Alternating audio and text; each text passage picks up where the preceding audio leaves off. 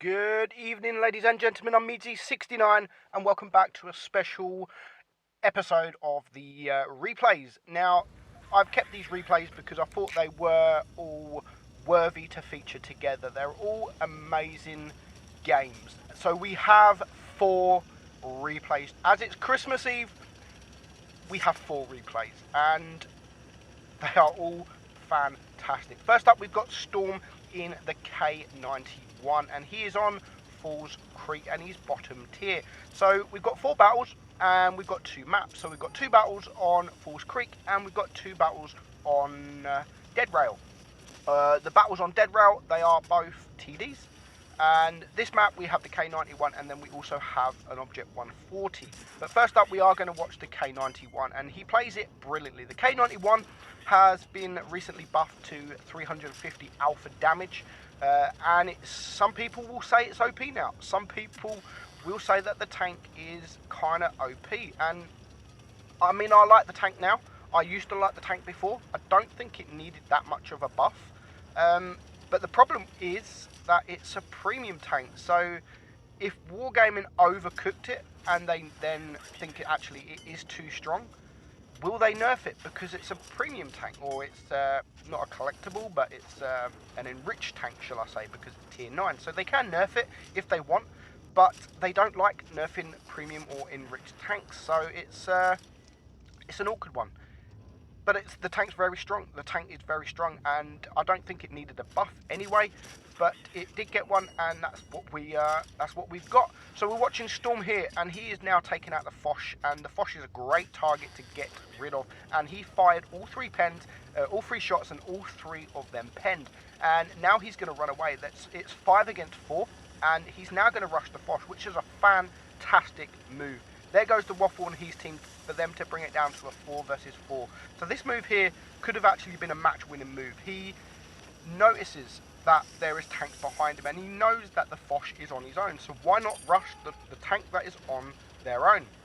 And he even manages to get behind the Foch, so he's not even going to get shot in return. So is he going to take out the Foch? Yes, he does take out the Foch to bring it down to a 4 versus 3. There's still a lot of hit points left. Not sure if he just shot that shot to reload.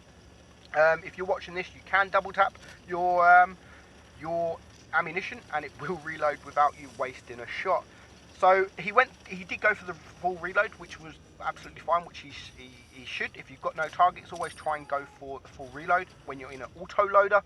The same really for an auto reloader, but especially for an auto loader, because it doesn't start reloading until you fire your 3rd shell.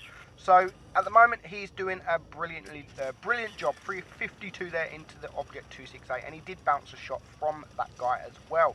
So he's now on 3,800 damage. He's already done pretty good, and I like what he's doing. I mean, he's not taking no risks. He is hiding behind this rock for the full reload, and as soon as he reloads, the Object 268 shoots, and he can poke out and get a shot off, and he does miss missed the opportunity for the 2nd shot, but he can now focus on the mouse. It's 374, and he's just going to wait. He's going to switch to the heat to try and get the pen on the cheeks, which he does. Still 325 damage there from the heat, which ain't bad, and the Leopard takes out the mouse. Now he's going to start, I don't know if he's panicking or not, but he's going to start doing a few little mistakes. Now he's going to get shot from the IS-8, which he's going to miss a shot there, and that shot is going to be absolutely vital to the damage done at the end. So there goes the AMX. He's still getting shot from the IS-8, so he has now gone around this corner to try and help his mate. But he's only got 2 shots. The Object 268 is only a 2-shot if he just average rolls. He does average roll at 350, which now he can clear him. He's taking his time, but he wants to guarantee the pen. If he bounced that, then it would have been game over. So he's now on 5,500 damage, and here comes the IS-8. The IS-8 has him on hit points. I think he has him on DPM as well. I'm not 100% sure, but he's just reloaded before the IS-8 can come around, and he does get penned. That was a risky move there in the ramming. He could have actually rammed him down to a 1-shot, but luckily he didn't. Now he's on a full reload. You just need to face hug this guy, and he does make a little error there, like, don't back up, dude, don't back up, keep going forward. because he is now penned, but hopefully the reload should just be enough. He needs to reload, and then he needs another 3.5 seconds. There's one shot, and he is going to get that second shot. Well played, Storm. 6,996 damage. We're going to call it 7k, because why the fuck not? 97,000 credits earned as well. 1,743 base XP. Very well played there, in very nice damage for a tier 9 heavy.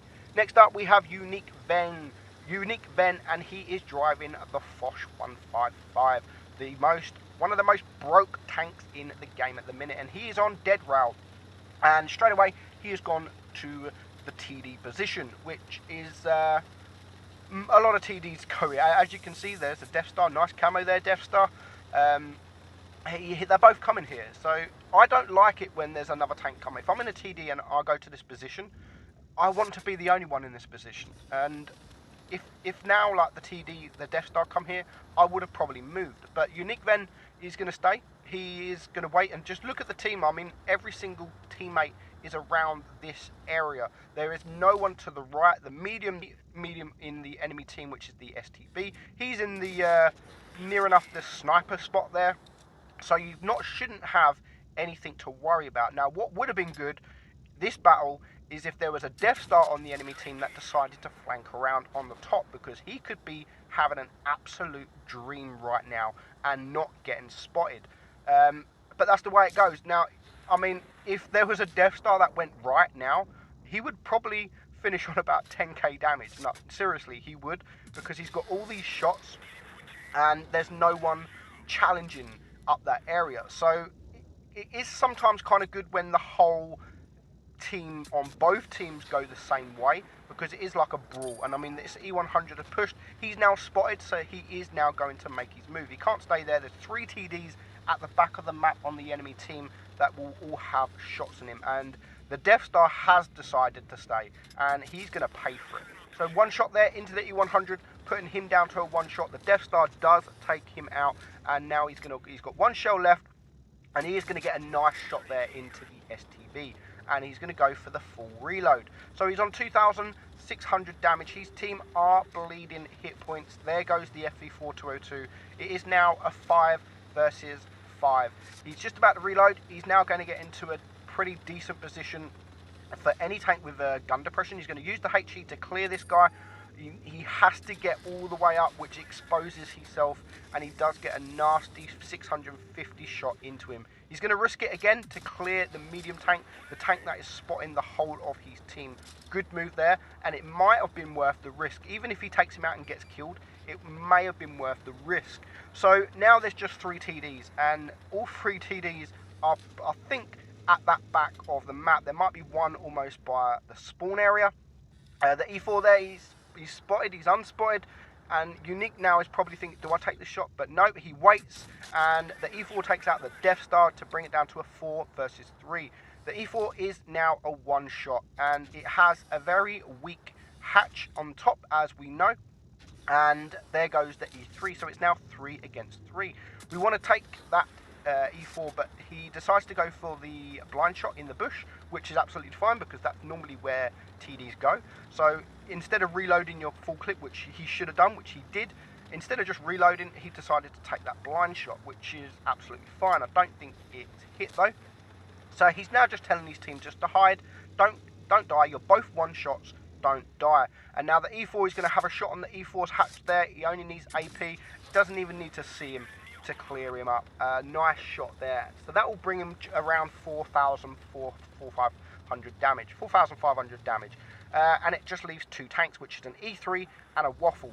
At the moment, we don't know where they are, but the AMX on his team, he's a one shot, and he has just spotted the Waffle. He is going to die. He is going to die, but at least we now know where the Waffle is. He is full hit points. If we can get a couple of shots, well, I say we, if Unique can get a couple of HE shots, it will only take 2 shots to clear this guy, unless RNG is against him. Now, he does get unlucky here, because just as he goes around this corner, the Waffle is spotted behind him, and he could have really done with spotting that tank a bit earlier, because as he comes around the corner, he is going to get shot, and the Waffle can then go hiding. And it is now just him versus 2. The Waffle is now a one shot. He got a nice roll there into the Waffle. But the Waffle's not that stupid. He's gonna. Here comes a bit of salt. Here comes a bit of salt. Worthless campers. Oh, you got told. That TDs, guys. That TDs. That's your job to camp, surely. But never mind. He has a decent game. So lucky miss there from the Waffle. So now what does he do? Surely this game shouldn't be a win if they both push together. I mean, the Foch is a one shot. He's a one shot, but there's another bounce. That's 1200 bounce. There's another shot, 1900, and that's just from these two guys. That's just from these two guys. They should have cleared him by now. He's getting very, very lucky. He's going to wait. Oh, lucky Waffle there. He almost had the Waffle. He's going to wait, and again, there they go. Waffle just couldn't contain himself. He couldn't wait any longer, even though there's a full hit point, E3 right in front of him. Why the fuck didn't he just wait? He just lost them the game. The Waffle single-handedly lost him the game because this E3 is not a great player. Why didn't the Waffle just wait for the E3? It would have took him a second. Literally, he died a second later. The E3 was here. Why couldn't he just wait a second later? And now Unique can just get around. He gets one shot. Now this is going to be, they're both turning together. It's whoever shoots first wins, and Unique gets it. Very, very well played. 7,964 damage. Top Gun High Caliber gets the Paul's medal. 1,729 base XP. So well played, Unique Vent. Thank you for sending me that replay in. Next up, again, we are on the same match, and we have Wuguang Mugu. It's not the first time this guy has been on the OP replays. Great guy from Feast, very good clown, one of the best, if not the best, in the Asian server. And he's going to play a little bit different. He's in the T110E4. And a tank that I used to love, don't really love it now. It's been kind of left behind with the other TDs all getting buffed, and it's just been sort of left. However, instead of buffing it, Wargaming have decided to give it a legendary camo to say sorry, basically. So Wuguang is going to push the middle, and it's a quite interesting position because the tank has gun depression. It can probably poke up in the middle, but again, it has a weak hatch on the tank. So if he does start poking that middle, there's 3 TDs on the enemy team. Any one of them can pen that hatch with AP. Anyone can pen the hatch with AP, not just TDs. So he's in an interesting position. He is in an interesting position. 600 there on the Waffle. The enemy have actually, or both teams have a tier 8 in, which is a stupid idea to platoon with tier 8, tier 9, because you will go against tier 10s. So the only tiers you should really fail tune is tier 9 and 10, because it doesn't really matter. Tier 9, you're going to see tier 10 anyway. So he's 1800 damage. The whole team are pretty much there. The only player that's not is the Batchat, that is now in the green spawn, as you can see. So he needs to be taken care of, because if he's not taken care of, he can actually run riot against the rear of all of these tanks. So he does a blind shot there. Sadly, he doesn't actually get that shot, which is a shame, because that could have been 1,000 damage. But just look at the greens now. They're not holding back. They are all pushing. They've seen that the tanks, most of the enemy tanks are around this area, and they have gone for the push. It's like a tournament right now. They are pushing. They are focus firing. There goes the IS-7. They need to focus this E-75. Ignore the IS-3. No one wants the IS-3. He's a tier 8. Let's ignore him. Let's go for the Conway, and he is going to get that shot on the Conway. Unfortunately, he does low roll, which means the Conway stays alive for a little bit longer. And I know he's only 34 HP, but it is going to take another shot, and it means he's now got to reload again to get the shots off. But both teams are dying, 4 against 4. The IS-8 is in all kind of trouble now, and I love the fact that he is ignoring the IS-3. Doesn't want to know the IS-3. Sad miss there, unfortunate miss, and there goes the Object 704, and it's all starting to change. His last 2 teammates are bleeding hit points. He needs to clear this E-75 as soon as possible, because he is very, very healthy with his HP, and the Batchat is probably the the enemy to look out for, and definitely the one to focus on. So there goes the one of his other teammates. Nice roll there, 969, leaves the Batchat on 4 HP, and I think his E100 is going to deal with him, so he can now focus on the E75. If he can get a high roll, he can clear, but unfortunately he doesn't, and it leaves him on 24 HP. And again, he hasn't wanted to know the IS-3. There's no reason to. He's not just going for damage, he's going for kills and taking guns out the game. He knows this. He knows this. He is in feast for a reason. And there goes the E75. He's on 6,400 damage, and it's now against a tier 9 and a tier 8. He is going to go for the IS-3. Gets that shot, nice high roll, 723, and leaves him on a 1 shot. And he's going to start turning, and what a time to start turning, because there is the Foch. What a time to start turning. Like, he couldn't have timed that better. He does get shot on the Foch, but he brings the Foch down to a 1 shot. He is going to reload before him. He's going to use the APCR to guarantee the pen, and he is going to clear him for his 5th kill, leaving just this measly IS-3 that is a 1 shot. He's got 1 AP left, 1 AP, and that is all it is going to take to clear this guy. There is the final bounce, and is a good game. Good game. 8,147 damage. Well played. Kolobanov, Top Gun, High Caliber, Radley's 42,000 credits earned, which is pretty good. 1,623 base XP. So thank you for sending me that in. And last up, we end on the Object 140, and we are going to watch Freak, and he's on Falls Creek. That rhymes. I'm a poet and I didn't even know it. He's going to have a brilliant game, and it's encounter game, it's not supremacy. There is only 1 medium on the enemy team, so with a medium and a light tank on his team, it's definitely best to start flanking around. Hopefully the medium did decide to go on his own, and they can just tear him apart, but no one has been spotted around this area yet. There's the 2 tanks. There's 2 heavy tanks that has been spotted to the left. His teammate is with him. His light tank, I mean, he's actually, there's 2 mediums, so 2 mediums and a light tank, so they should definitely have this side of the map. However, if I was the enemy, I would have pushed. I would have hard pushed, because there's the pattern. If the pattern's there, that means no one should be this side of the map. And I would have definitely said if I was in the red team, I would have definitely said to them, look, guys, we need to hard push, because with 2 mediums and a light tank on the enemy team, they are definitely going to flank around. So we need to push, which will outnumber the heavies and the TDs. And they are starting to push. There's the 263, there's the K91, there's the KPF. They are all starting to push, but it means that Freak has some side shots. He's only done 500 damage so far. However, that is going to change very, very quickly. At the moment, he is only just been spotted, and he is getting shot from that pattern. So now he has to think about what he's going to do, where he's going to go. Is he going to flank all the way to the right, or is he going to go back into spawn to help his team as they are dying? Very good push there from the red team. Great push there. 2 tanks down. And all of a sudden, it's just turned into a nightmare for his team. Nice shot there on the pattern. Actually, the pattern hold down isn't the easiest tank to get penetrated, but he managed to do it. There's the K91. He's in a great position now. He has the KPF coming to his left. He has been spotted, but he does spot this guy as well, who is not looking at him. And sadly, he only gets the bounce. He really needed that to pen. He's not getting focused from this KPF. The KPF wants to know the Batchat. So it allows Freak to start looking elsewhere for damage. And 1,400 damage. So far, is he going to get the shot on the KPF? Yes, he is. Brings him up to 1,700 damage. And there's the KPF gone.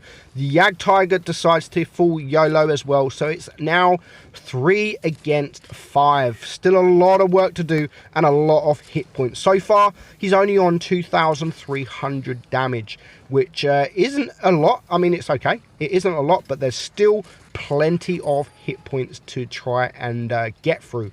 Here comes the pattern. Great tank to take out. He definitely needs to take this guy out. 1 shot there. The pattern doesn't want to know.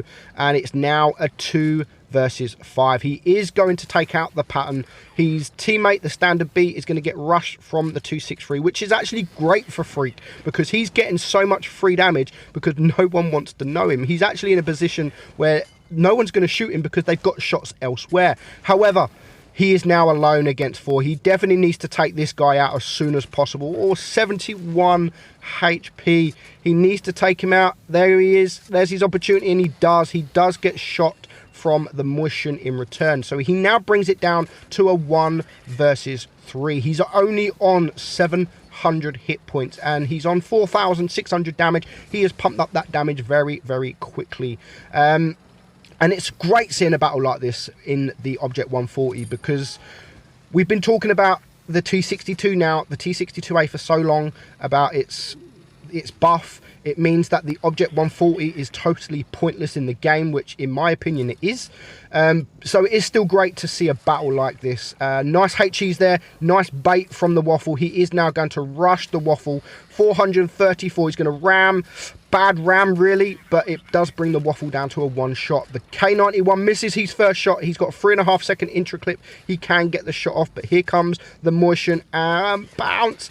There's the shot from the Motion. He's now a 1 shot. He has to take this guy out. There's the shot. He's got 3.5 seconds now to get around and get that shot, and he can now start hopefully side scraping face hugging the Motion, and he gets the bait shot. He needs to be careful of the rams though, because he's only on 107 HP, and he has the Motion exactly where he wants him, and there's absolutely nothing this guy can do. Very, very well played, Freak. An amazing battle. 8,200 damage I think is what he ends on. So that is it, guys. That is the Christmas special replays. Hope you enjoyed it as much as me. Very, very good replays. Thank you guys for sending me them. And I will see you all Boxing Day. I'm having a day off tomorrow. It is Christmas Day. Christmas is all about family time. So I don't want you guys to sit there watching my videos. It's about family time. Spend it with your family. Have fun. Enjoy yourself. And I'll see you all soon. Bye-bye.